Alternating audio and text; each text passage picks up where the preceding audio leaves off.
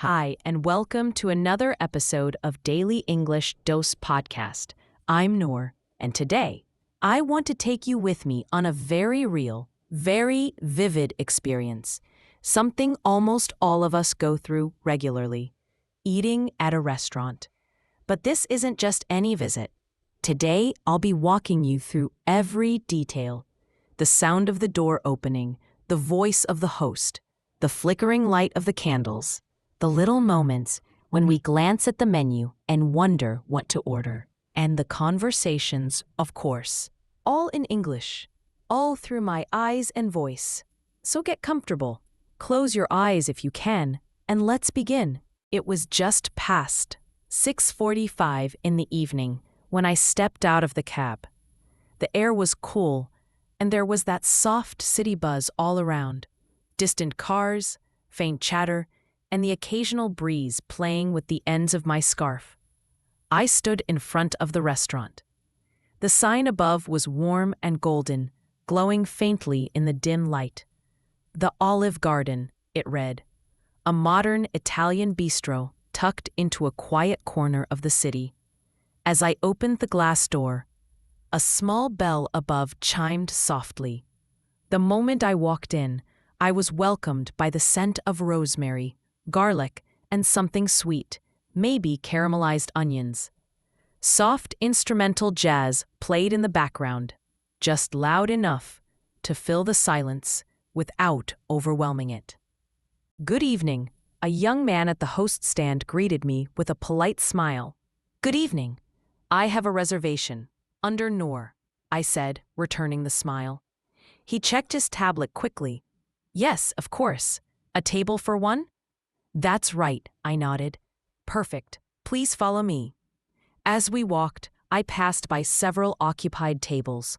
A couple sat near the fireplace, laughing quietly over a shared dessert. A woman sat alone in the corner, reading a thick novel with a glass of red wine by her side. The atmosphere was calm, almost serene. My table was beside a tall window framed by sheer white curtains that danced slightly with every movement of the air. Outside, the city moved on. Inside, it felt like time had slowed. "Here you go," the host said, gesturing to the chair. "Thank you so much," I replied, placing my bag on the seat beside me and settling in. Scene 2. Exploring the menu. A minute later, a young woman, probably in her mid-20s, with a tidy ponytail and a notepad in hand, approached me. "Hi there, my name is Claire, and I'll be your server tonight. Can I get you started with something to drink?" she asked. "Hi, Claire. Yes, I'd love a glass of still water for now, please." "Of course," she said with a nod and disappeared behind a wooden partition. I opened the menu, which was printed on thick cream-colored paper. The layout was elegant, with little watercolor illustrations beside each section. The appetizers had names like bruschetta di pomodoro, spinach artichoke dip, and roasted pumpkin soup. I read the descriptions slowly, savoring each ingredient like a promise. Just then, Claire returned with the water. "Here you go. Would you like a few more minutes with the menu, or do you have questions?" I looked up and smiled. "Actually, I do have a question. The grilled salmon, is it served with the lemon herb sauce by default?" She leaned forward slightly. "Yes, it comes with lemon herb, and we usually serve it with sautéed spinach and wild rice. Would you like to make any changes to the sides?" The sides sound great, but I think I'd like to start with the pumpkin soup first." "Excellent choice. I'll put that in. Would you like the salmon as your main?" "Yes, please. And if you could bring some warm bread to the table, that would be lovely." "Of course. I'll be right back with the bread." I took a sip of the cold water, leaned back in my chair, and looked around again. The room felt like a painting. Not too busy, not too quiet. Just right. A few minutes later, Claire returned to the table carrying a small basket of warm bread wrapped in a linen napkin. The aroma of freshly baked dough reached me before the basket even touched the table. "Here's the bread. It just came out of the oven a few minutes ago," she said as she placed it down. "We serve it with herb-infused olive oil. The chef adds a little balsamic reduction for extra depth." I smiled. "Thank you. It smells amazing. And your soup will be out in just a moment," she added before heading to the kitchen again. I reached for a piece of bread. It was warm, soft on the inside with a slightly crisp crust. I dipped it into the oil. The rosemary and thyme danced on my tongue, followed by the tang of balsamic. As I took another bite, I glanced out the window. The street lamps outside had turned on. Their yellow glow created long shadows of the trees lining the sidewalk. A young couple walked by holding hands, laughing about something only they understood. Inside, the room buzzed softly, forks clinking, gentle conversations, occasional laughter. Then came the soup. Claire placed it gently in front of me. Roasted pumpkin soup, topped with a swirl of creme fraiche and toasted pumpkin seeds, she said, almost proudly. "Wow, it looks beautiful," I replied genuinely. The soup was a rich orange, almost golden. I dipped my spoon and took a sip. It was velvety, warm, a little sweet, with just the right amount of spice. There was something comforting about it, like a soft blanket on a cold night. I didn't rush. I took my time, savoring each spoonful. Between bites, I would pause, sip water, glance at the other diners, and just breathe. After I had finished the soup and set the spoon down, Claire returned right on cue. "Was the soup to your liking?" she asked. "It was absolutely perfect, comforting and flavorful, just what I needed."